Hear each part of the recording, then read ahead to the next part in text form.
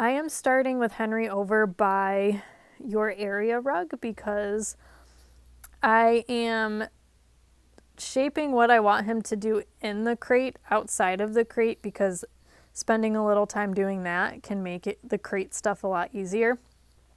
So I'm luring him into the down position because I want him to go in his crate and lay down. And I'm also practicing standing up with him staying down because, again, that's what we want him to do when we put him in the crate. So I'm just doing a little have him follow me for food exercise to keep his engagement and to break the exercise up a little bit. And then I'm practicing again. And now I will move my phone to show us practicing in his crate. So the first thing I do is I toss some food in the crate to encourage him to go in. He's a little hesitant, so I kept the food very close to the crate opening. So he went in a little bit to get the food. If I put the food further back in the crate, he might not have gone in to get it. So this is a great way to build confidence, just to put food close to the opening and then have the food go further and further back. Something else you can do is just feed him his meals in his crate and put the dish in the back corner and let him eat in there. So you'll see the second time around he did go in the crate, which is awesome. And now I'm going to lure him into the down position because he stayed in the crate. If you toss food in the crate and he gets it and runs right back out, then just focus on that step and only give him food in the crate, because he'll pretty quickly learn to stay in the crate in anticipation for food. So once you notice that, you can start luring him into the down position.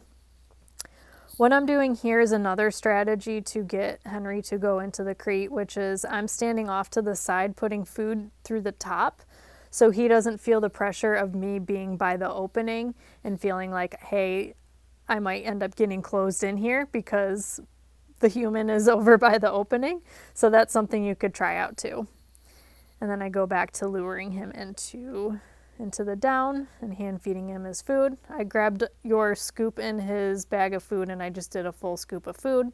You could just do a half a scoop of food if you want, and just work with whatever time you have. You could just do one round of this, a couple handfuls of food a few times a day, and have that be it, that for practicing this exercise, or you could do a full scoop and spend a little more time on it like I am.